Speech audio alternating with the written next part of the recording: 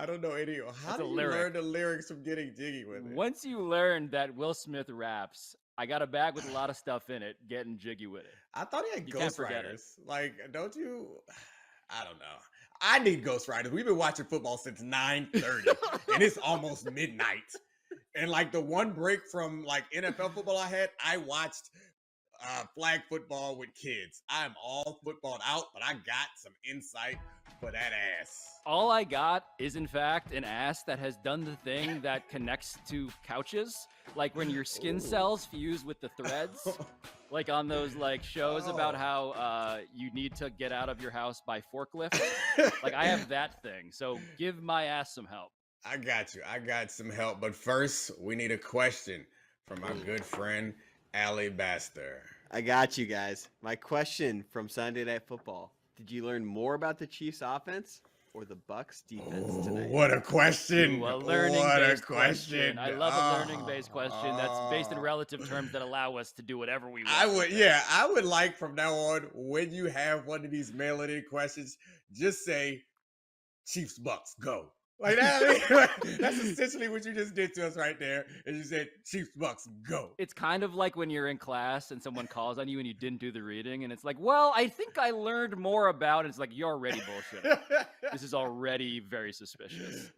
We caught you, Alabaster. You get a C for today. But I think if I had to answer the question, I would say I learned more about the Chiefs offense, I guess. I mean, what it comes down to is the Bucs haven't been very good at offense yet this year. Their defense has been outstanding, keeping them in games, allowing them to like wander around and figure it out and feel themselves or feel things out until they can score enough points to win. Until they can feel themselves. Yes, truly. Until they can feel themselves in the end zone. But the Chiefs didn't give them that opportunity today. And it was also because the Bucs turned the ball over. So like you started a game with a fumble kickoff, touchdown. Then there's more turnovers later in the game, and they can't really stop Patrick Mahomes, which coming into any game with your plan being, this is what we're going to do. We're going to stop Patrick Mahomes. We're gonna bottle up the Chiefs offense for 3 quarters, and then, which is essentially what the game plan was last week, and then give it to Tom Brady at the end, and hopefully he can lead us. Yeah. Here's what I'm going to do. I'm going to shoot the moon with this gun. Like, good luck with that, man. And I mean, some of us might have thought it was possible given that the Chiefs like lost to the Colts last week, who lost to the Falcons this week, part and of haven't beaten anyone except for the Chiefs, which I mean, I don't know. Football, I guess, is like the only way we can explain that. Some big football is stupid energy coming out of that one. That doesn't make any sense. But in the course of this game, I don't know. I'm sorry, Alabaster, I tried to answer your question, but I don't know we learned anything new about anyone. That's what I was going to say, because the Chiefs offense, what I learned, I guess, Domonique, is that I should probably officially, formally hold a funeral service for my take from last year, which is that Patrick Mahomes is a bad magician. There was that run of like the too high safety stuff where I was like, look, man, I keep getting promised that this guy's going to escape, and he doesn't escape. And now he does the thing in this game where it's like, I can't believe that I can believe it, because he is the only guy to do the 360 little flip thing, which is just like an insult. It's like a giant middle finger of a flip into the end zone right at the line of scrimmage. So touche, David Blaine. It's kind of like he just wants the passing touchdown stats, because like I feel like he could have run that in, and he just decided to do a chest pass because no one's counting up how many rushing touchdowns Patrick Mahomes has. He did throw a late game interception that gave the Bucs a touch of life, which kind of surprised me. It was just like a really bad. It was one of those cross-body, back across the field Patrick Mahomes plays that no one else can do, but Patrick seems to never fail at him, and it got intercepted by Murphy Bunting, I believe. That was a low point. Other than that, Patrick Mahomes and Travis Kelce, like the passes throughout the course of this game, some of it we kind of, or at least I don't appreciate how important like chemistry is for your receivers. I know you don't appreciate it because you just put scare quotes around. Yeah, I mean, it's because it's like, I mean, get open and the guy's gonna throw it to you, or be fast, or be quick, run good routes, and he's gonna throw it to you. But there's something about when you are not open and you can't get open, and the quarterback puts it somewhere where no one can expect it to be except for the person who he's thrown to 100 times in the course of the last couple seasons. Right, and they did Travis that a few times that it felt like it just was unfair. And then Travis Kelce, who like feels ageless at this point because he's still like running with the ball after receptions as if he's like a spry 25-year-old. Ain't he like 38 by now or something? I feel like he's been around for a long time, but he should start slowing down, and it doesn't look like it's happening. Yeah, if Travis Kelce is the old guy at the club, he's doing a good job of fooling me. He's 32, which I guess is verging. It's verging. Wow. That's young. I thought he was at least 35. That's very young. My favorite thing about our show is that we're discussing chemistry and how it's executed perfectly, and then Alabaster comes in to ruin ours. So what the hell do you want? So I'm going to tell you what I thought was interesting about today, where we had this, lined up Titanic matchup between Lamar Jackson and Josh Allen, and we were all asking ourselves in the Gas Bag Sports media, who's the best quarterback in the AFC? Who's the best quarterback in the NFL? And then Mahomes comes out and drops 41 on the vaunted Bucs defense, and he's like, nah, dude, it still runs through me. That's what I thought was interesting about this game. Running through me will be a theme in tonight's show, I believe, just as a foreshadowing. But it is embarrassing, Domonique. It's embarrassing to do our jobs and to vacillate so transparently, just week to week. Yeah, I mean, but we don't vacillate when it comes to Patrick. I don't think I vacillated so you vacillated? much. At the beginning of the season, we were making erotic Josh Allen noises. We were talking about cuts above other things. So but we didn't vacillate off of Patrick Mahomes. I mean, Josh Allen. We walked past Josh Allen, and we was like, "Ooh, that's nice," but we still had our arm around Pat. Like I never took my arm off of Pat. I just peeked. Like, I got to admit, Domonique, you took your arm off. I took my arm off. Kind of my eyes lingered a little too long, and Mahomes was too kind to elbow me. He was just like, "Yeah, go see what that's like." Yeah. And I watched what that was like today, and it was real damn rainy and gross. Oh gosh. So what about Lamar? Like did you take a peek? Or Justin Herbert? I'm still not ready to tell my family about Lamar. Still... No. Is this metaphor becoming a little too close to the bone? No. Oh my gosh. No. My family is very progressive. For the record. None of that is your dad voted for Obama twice? 3 times. Would have done it 3 times, but definitely still on incognito mode when I'm Googling this stuff. Alabaster, wait, what? Why so I got one other football question on this, and that is last week against the Colts, the Chiefs inexplicably, struggled to run the ball. Clyde Edwards-Helaire had 7 carries for 0 yards, and then tonight they had 37 carries for more than 160 yards, and this is against the Bucs run defense, which we thought was like impenetrable with Vita Vea. Don't do it. Don't do it. You're gonna do it. Okay, finish. I'm sorry, finish. That's all I had. Oh, okay. I thought you were gonna ask me to explain why. I thought that was the don't do it that I didn't want. Because I mean the all 22 is not even out Domonique, yet. as a former, let's do the laziest version of this. Domonique is a former player. Why? Actually, okay. We'll pivot away from that, and here is the kind of elephant in the room. I mean, don't call Vita Vea an elephant. No. Oh. See, look at you going with chunky jokes. Very body positivity is something I am in favor of. I apologize. Elephants have great figures, but on a serious note, this was a unique week for the Bucs. Like, I don't think that the Bucs are as good. I don't think anybody in the NFC is as good as the Chiefs. Honestly, yep.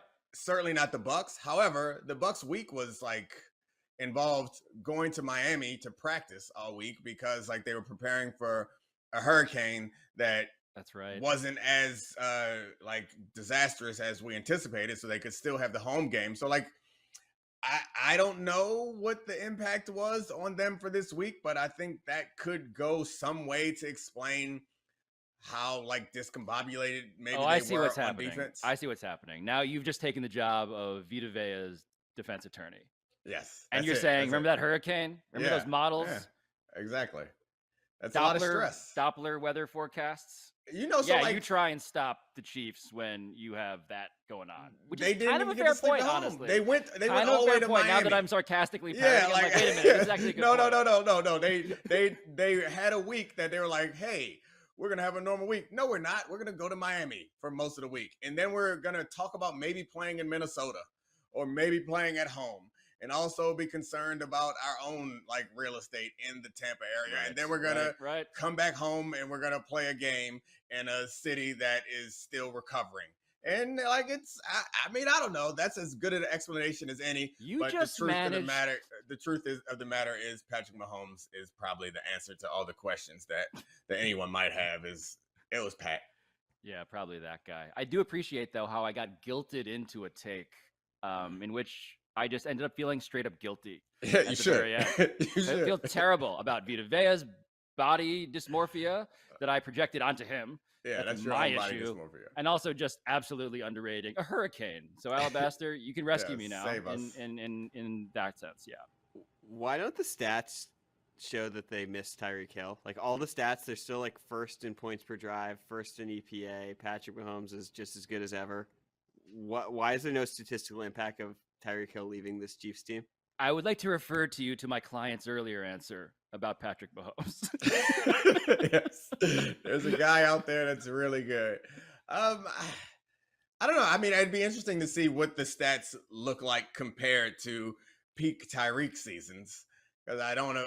My guess is they aren't nearly as good, but I guess it's probably comparable to last year. But yeah, I mean, Patrick Mahomes is pretty special. Tyreek Hill is, I guess the difference is you have to throw 6 passes to score a touchdown. Whereas when you had Tyreek Hill, you had to throw 3. You know what it's like? It's kind of like sometimes you don't need the $80 caviar add-on. You just don't. Like the meal is delicious regardless. You can have it, but it's just caviar. Not as, I mean, I like it because I feel like an emperor. I don't know that I've ever even had caviar, or I certainly haven't had good caviar. Like, I mean, I don't know. Are we about to agree to the most unrelatable thing in fake television history in which we agree to go get caviar together? Oh, I'm happy to go get caviar with you, except I know I'm going to end up paying for this, and you're going to use this as a chance to get the caviar that you always wanted but never wanted to pay for. But I mean... the $80 one is not the one I'm going to order. There's like way more expensive ones. Oh, let's get the good stuff. Yeah, you will get the good stuff for us. I can't wait. All right, I'm speaking out of of conversations. Speaking of good stuff, you know which $80 market price add-on we got coming up? I don't. It's Bill Barnwell. That's the segue. Thank God you're here, Bill. I've been dealing with Domonique all night. It's been a nightmare. I'm your night nurse, Pablo, at this point. Yes, I long for the bedside banner of sweet Bill Barnwell, as opposed to just the harsh. I don't even know. What are the opposite of vibes? Hey! I know somebody who like it. That's all that matters. If you don't like it, that's fine. I know somebody who do. So let's get to the football before you start making gross jokes. They're not on this show, unfortunately, Dominique. It's just us. They're gonna be on another show later on. Oh, no. Please ask a football question. Hurry up. Let's get out of hand. We're going to Bills Ravens, and my question for you all: did John Harbaugh blow it by deciding to go for it on 4th and goal? Oh, what a kink to start off with, because we have the king of the nerds, Bill Barnwell, and a guy whose son named his cat after Lamar Jackson. And so let's just briefly zoom through the setup here because we're in the 4th quarter now. It's very relevant. The Ravens have blown a giant lead. They're up 20-3. The Bills come all the way back. They tied the game. 4 minutes left now in the 4th quarter. Do you kick a field goal, John Harbaugh, with the greatest kicker in the known universe? To be clear, I think that I'm going to force my son to rename his cat because we had tickets to this game. We got invited to this game, and he was like, nah, I got a flag football game. I can't let my guys down. I was like, what? We could go see Lamar versus Josh, and I got to go watch some weirdo 9-year-olds run around and play bad football? So this is one of those things where we all just kind of play the result, or not all of us, but generally you play the result, and the result is you lost. So I was completely in favor. Well, they lost yards on that first run. Where then I was a little nervous. When they had it down, we was on like the 2 or 3 yard line. I was like, all right, yeah. I'd already decided if you don't get it, you go for 2. Then they lost some yards, and I was like, I don't know. But anyway, Josh Allen's on the other sideline.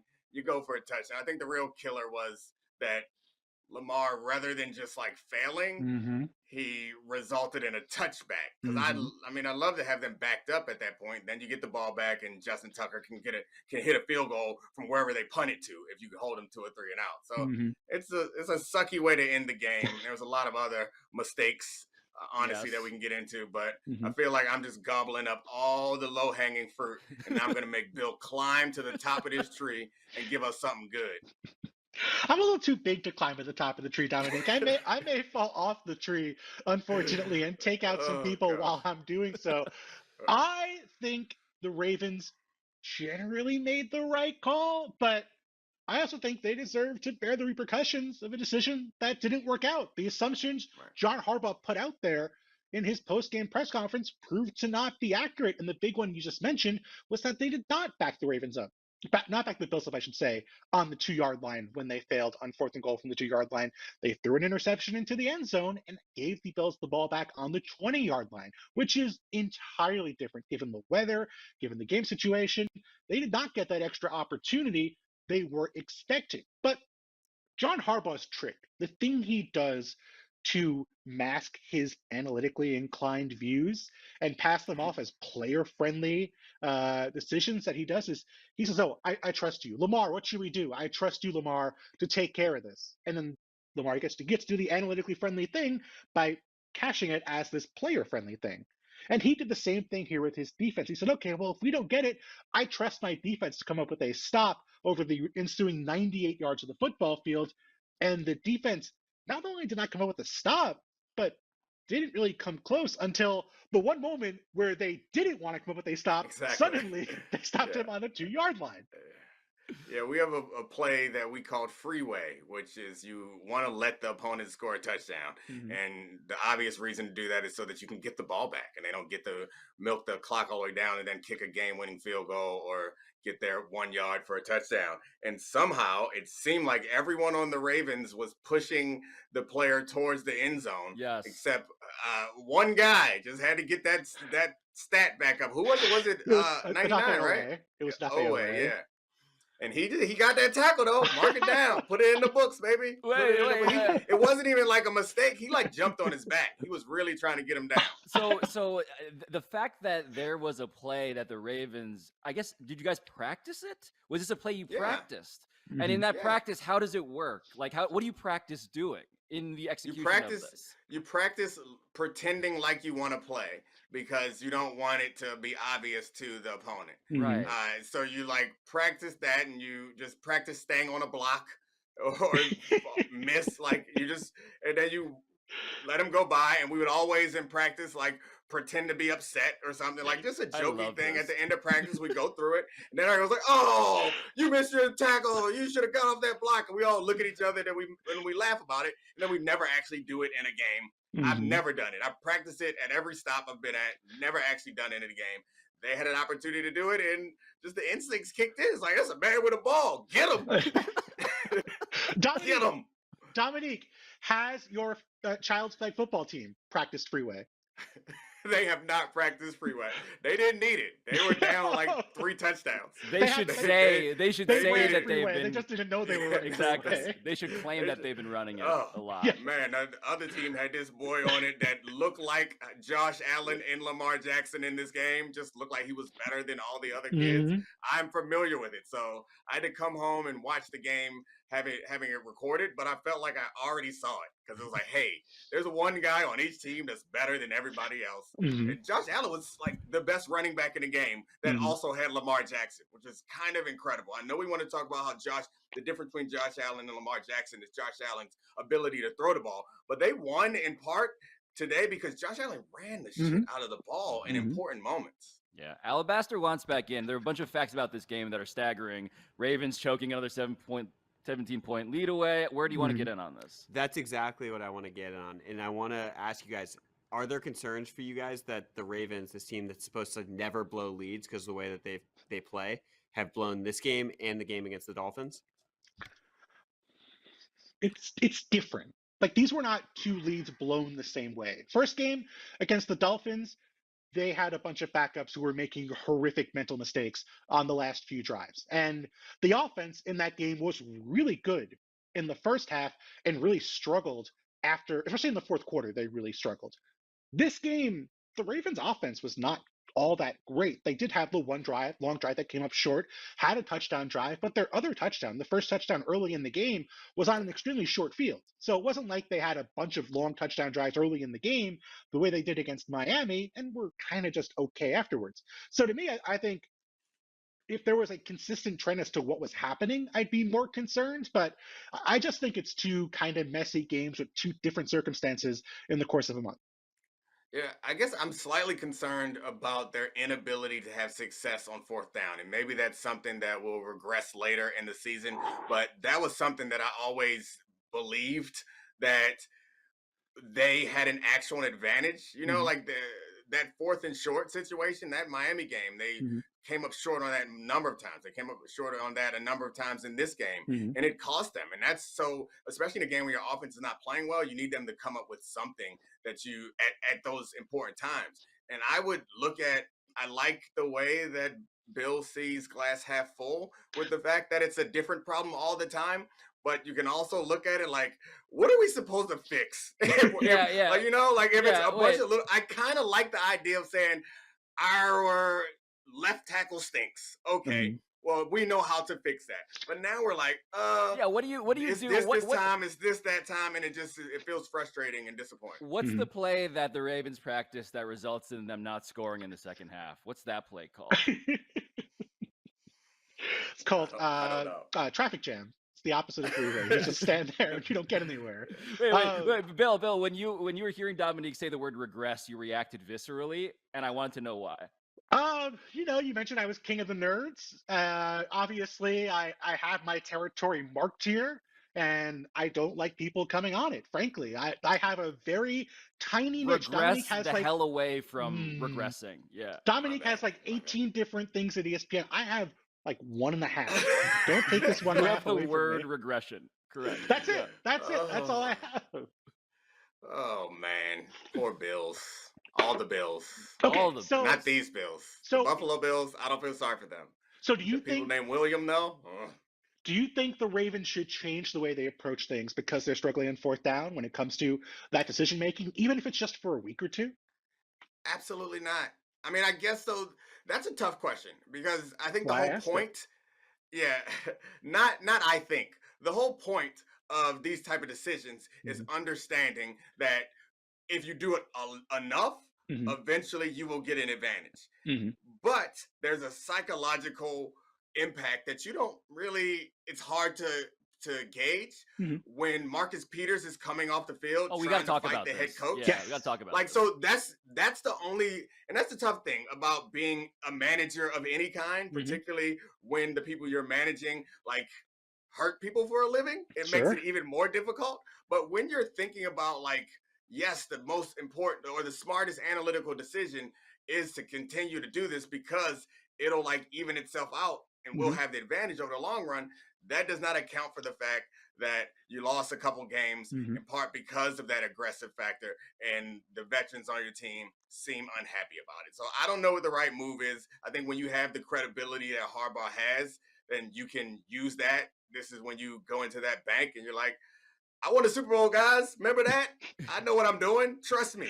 But remember last year, Peters wasn't playing, but they lost 2 games in the second half, both because they went for 2-point conversions when they were down a point and failed both times. So depending on how long your memory is, if you're a Ravens player and how frustrated you are with maybe some uncommon decision making, you might feel like this is not just a 2 or 3 week thing, but a thing that's been going on for a while now for the Ravens. Wait, so the thing about, right, like my whole... Good point, Nerd King. Well, to bring it to like the political selling of going for it on fourth down, right? We reference a couple of strategies that Harbaugh employs, sort of blaming it on his players essentially by asking them if they want to do this.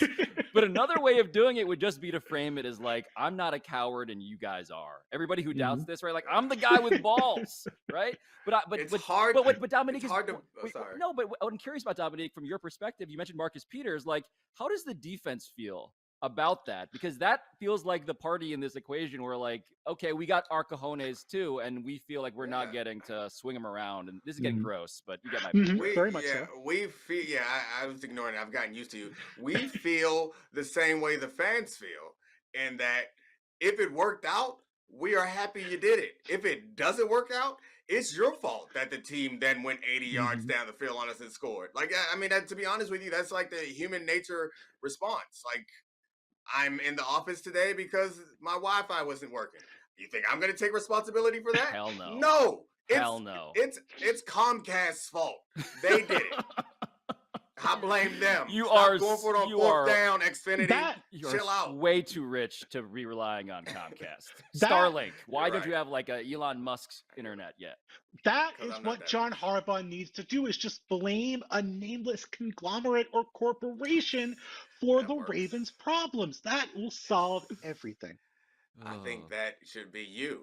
You are the king of the nerds. This is when, yes, they need to show the meeting, the Monday morning meeting should be just a big picture on the Jumbotron of Bill Barnwell. Oh, the editors are going to get excited about this one. We have been using a faulty algorithm created by Bill Barnwell this entire season, and it's humiliating for him, not us. He's been working for the Queen this entire time to get revenge for that terrible Photoshop he did of her. Photoshop. Throw that Photoshop one more time on the screen, Alabaster, as we pivot to, I guess, not that Photoshop as a topic. Pickett. All right, let's move on to Kenny Pickett. And the question's pretty simple on this one. Did Mike Tomlin wait too long to bring him in? So just to recap briefly here, halftime is when that feeling you got in your bones was Mitch Trubisky being benched. Yeah. So, that's when he decided to do it.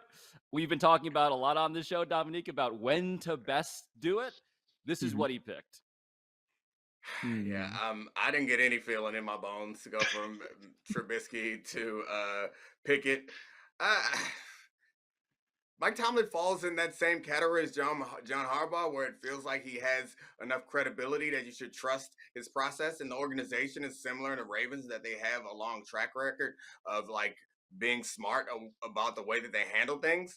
It's hard to concoct an argument around this being the right way to handle things, other than, we got to trust them. They have done it right for a long time, and they wanted to set him up to have success for the next 4 games. No, more like the next opponents. 2 quarters. It felt like Mike Tomlin was like, we cannot lose to the damn Jets, Bill. Yes. I don't care that we have the Bills, Bucs, Dolphins, and Eagles coming up. We just cannot lose to the Jets.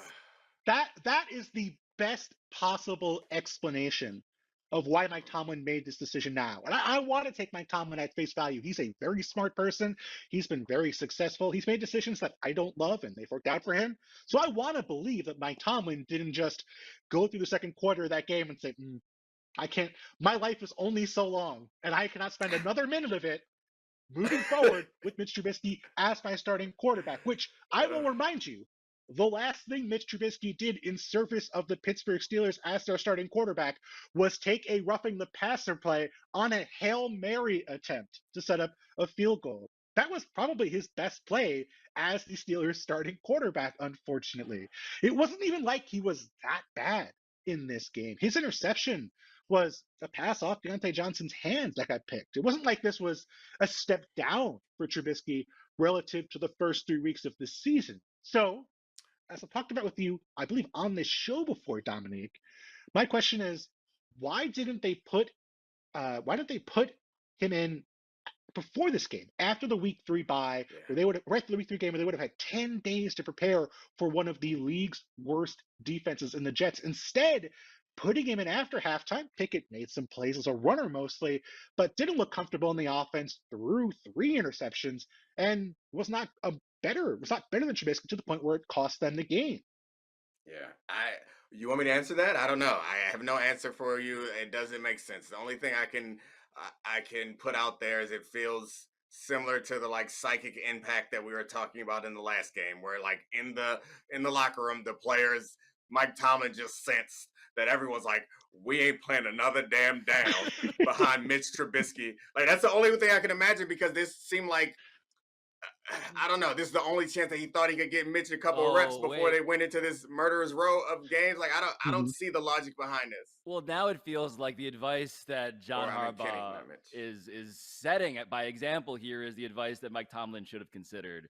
He should have said after the game, "Look, the tribe has spoken. I asked my guys, and they said get him the hell out of here." And so we had to go to a guy whose last name, unfortunately, is a joke that writes itself and wrote itself 3 times.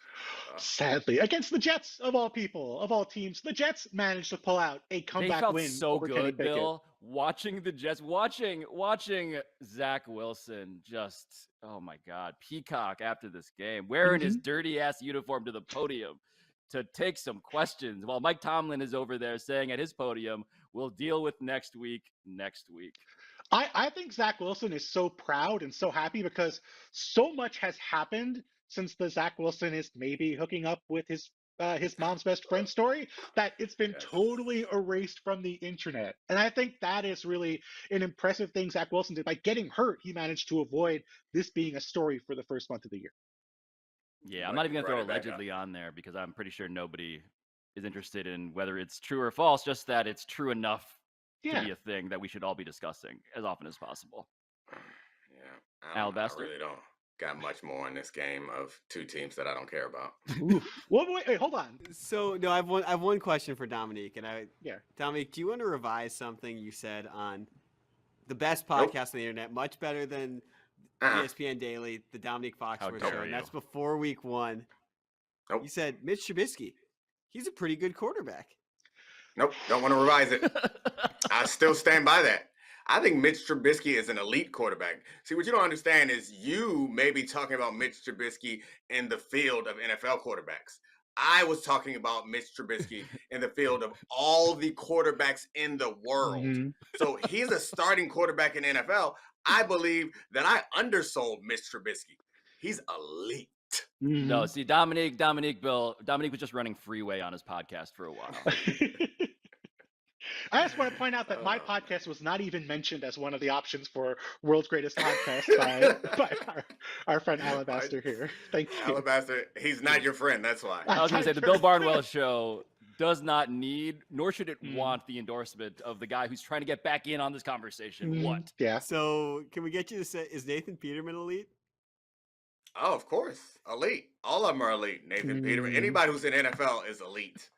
I mean, you think that I'm pretty sure that the 9-year-old football game I watched earlier today could have used Nathan Peterman out there pitching that thing around. They're quarterbacks. Nathan Peterman, allegedly better than a random 9-year-old that Domonique watched. I don't know. He might have thrown a pick 6 in that game. Let's be honest. Not a random 9-year-old, but a 9-year-old who whipped Dominique's child's team by multiple touchdowns.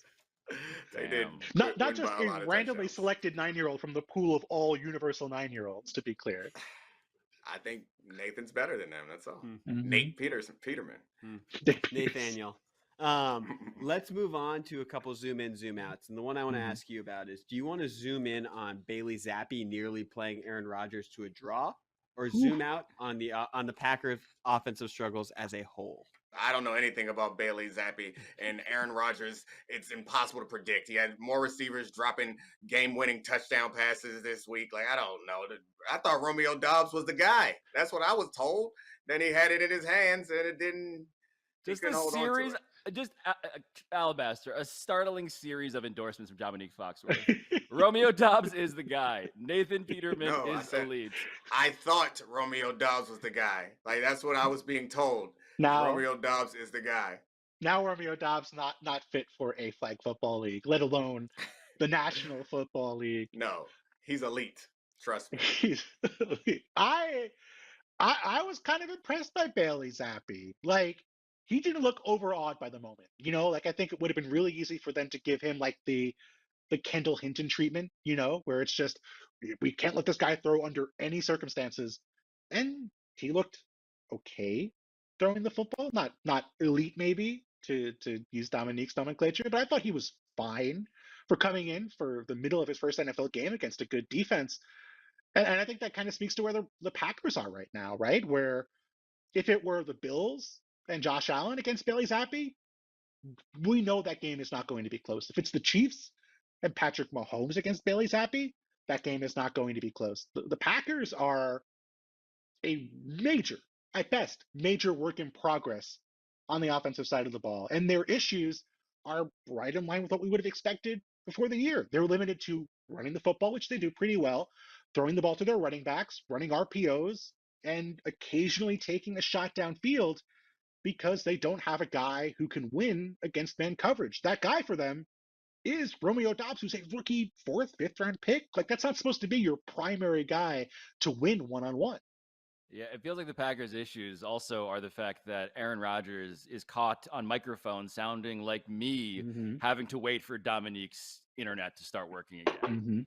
Like him cursing out Bill, his center, stop the ball, like that, just like the throwing of the hands, just like after every single drop. You know, like at a certain point, I just wonder, like, you know, if you are a Packer fan at this point, like, is just this the why are you waving your stupid cell phone at me, Domonique? Text from the wife. FYI, Wi-Fi is back. Hate you. The good thing is neither Pablo or I have anything else to do. I have one final Packers question, then we can move on to poop cart for you, Pablo. Oh, great. The thing that I want to ask, Bill, is basically the NFC is so wide open. We are basically watching the Bucs struggle right now in real time against the Chiefs. The Eagles seem to be the other good team. The Packers should have a chance to actually make a run in this conference, but their offense is completely stuck in mud. Is there any fix to this, or is the personnel so broken that they're just going to be this constipated offense for the rest of the year? I feel like asking me the question about the constipated offense is just taunting Pablo with the range of answers. It hurts to shut up. It hurts. This is why it hurts to shut up. This is why. You know, the Packers, I feel like, are going to be in position to get better as the year goes along. Their offensive line is going to get healthier. David Bakhtiari should hopefully be healthier as the year goes along, which didn't happen last year. And the receivers, who are all dropping touchdown passes, should maybe get better as the year goes along because they were a very young receiving group. So I think that's the hope, is that they have basically a year where they can kind of just figure things out as the year goes along, because the NFC is such a weird, not competitive conference, and their division doesn't expect to be very competitive. But the Vikings did pull out that very weird, kind of distressing double doink victory Sunday morning. That happened today. So I mean, it feels so long ago. It does. Domonique's internet has gone down like 5 or 6 times between then and then. Oh man, that hurt my feelings. All right, guys, let's move on to the story that Pablo's been waiting to talk about the entire time. We're done. Do you want to zoom in on DK Metcalf needing to get carted off to the locker room so he could poop? Or do you want to zoom out on the Seahawks having the same record as the Broncos? Pablo, I have a question for you. Actually, Domonique, I'll even let you answer this one as well.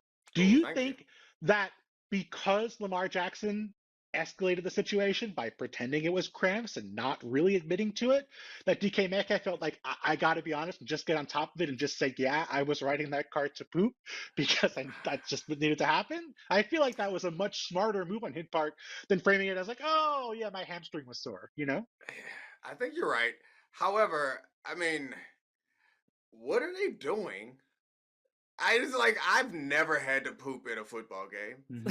It's like you eat far enough, like pee. Yeah, wait, Bill. This is where before you go out there. This is where Domonique becomes Bob Cousy, but for poop. I'm just confused. Just yelling at the younger generation. Back in my day, we shit before the kickoff, and if we had another one, it could wait till halftime. There are no emergent poo-poos. You pooped against male men, Domonique. Yeah, we cut to Domonique on the sideline squatting in black and white. No, it never happened because we pooped before the game started. And then, like, you've eaten several hours before. Where's this phantom poop coming from? I just don't get how guys have to poop that often. I'm not sure. I don't know. There's nothing about my body has anything in common with anything from DK Metcalf's body. Yeah, I guess that's fair to say about everyone. I can't relate my human experiences and when I've had to go to the bathroom to when DK Metcalf has to go to the bathroom. He might have eaten like a raw steak during halftime. That's not out of the question. So maybe that's why. DK Metcalf just liver kinging. Yeah. Well, no. Do you remember we learned DK Metcalf's diet? Right. This is proof Oh, that yeah. Do you have that? Do you have that Skittles, right? diet, Alabaster? Yeah, he has 3 bags of candy and a large coffee from Starbucks. Man. This Exactly, makes yeah. sense. I mean, Let's it does try. add Hey. up. That checks out. Hey, coffee gets the job done, man. Mhm. That's the whole reason why it was invented or Absolutely. discovered. Mhm. Talk about a freeway to the toilet bowl. Yes, thank you. I couldn't wait for that sign to come up. Done talking about doo-doo. So sorry. Pour some confetti. I was about to say graffiti. Thank God. Graffiti, we're done too. here. Well, I made think DK took care of the toilet graffiti after that cart ride. Oh man. Don't say anything, Pablo. Oh.